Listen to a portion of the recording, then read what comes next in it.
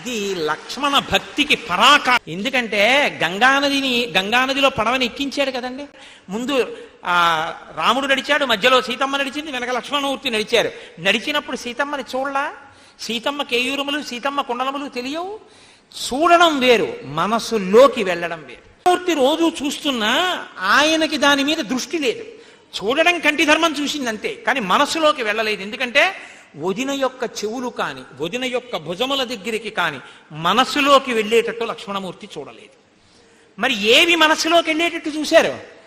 సీతమ్మ తల్లి పాదములు, పాద మంజీరములు ఆయనకి ఇక్కడ జ్ఞాపకం ఉండిపోయాయి.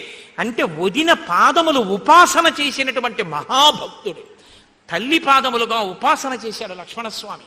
అంతటి మహాభక్తుడు రామాయణంలో లక్ష్మణస్వామి అంటే. కాబట్టి ప్రతిరోజు నమస్కారం చేయడం వల్ల నాకు ఈ వదిన పెట్టుకునేటటువంటి ఈ పాద మంజీరములు బాగా జ్ఞాపకం ఉన్నాయి అని చెప్పిన తరువాత ఆ రామచంద్రమూర్తి శోకిస్తుంటే ఆ ఆభరణములను చూసి సుగ్రీవుడు అంటాడు, దుష్టమైనటువంటి కులంలో పుట్టినటువంటి ఆ రావణాసురుడు ఎక్కడుంటాడో అతని సమర్థత ఏమిటో నాకు సరిగ్గా తెలియవు. యథార్థానికి తెలుసు సుగ్రీవుడికి. భూమండలం అంతా తిరిగినప్పుడు ఆయనకి తెలుసు. 100 యోజనముల సముద్రాన్ని దాటేటప్పుడు ఏముంటాయో కూడా ఆయనకి తెలుసు. చెప్పలేదు. ఎందుకు చెప్పలేదంటే ఇప్పుడు అగ్నిహోత్రంలా ఉన్న రాముణ్ణి రెచ్చకొట్టి రావణుడి గురించి చెప్తే ఇప్పుడు ముందు ధనసట్టుకుని వెళ్ళిపోతానంటాడు. ముందు సీతమ్మ జాడ కనిపెట్టబడాలి, ఎక్కడుందో నిర్ధారణ కావాలి, బలాబలములను బాగా అంచనా వెయ్యాలి, వానర బలాన్ని తోడు పట్టుకుని వెళ్ళాలి. అది జరగాలంటే ముందు తాను ప్రభువు కావాలి. ప్రభువు అయితే తప్ప బలగం తన చేతిలోకి రాదు.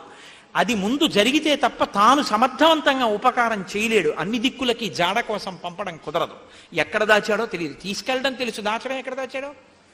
ఇది జరగాలి అంటే ఇప్పుడు మాట్లాడకూడదు. కాబట్టి ఇప్పుడు మాట్లాడకుండా ఉండి రాముణ్ణి కాపాడడం మిత్రధర్మం. కాబట్టి ఆ ధర్మం పాటించాడు సుగ్రీవుడు.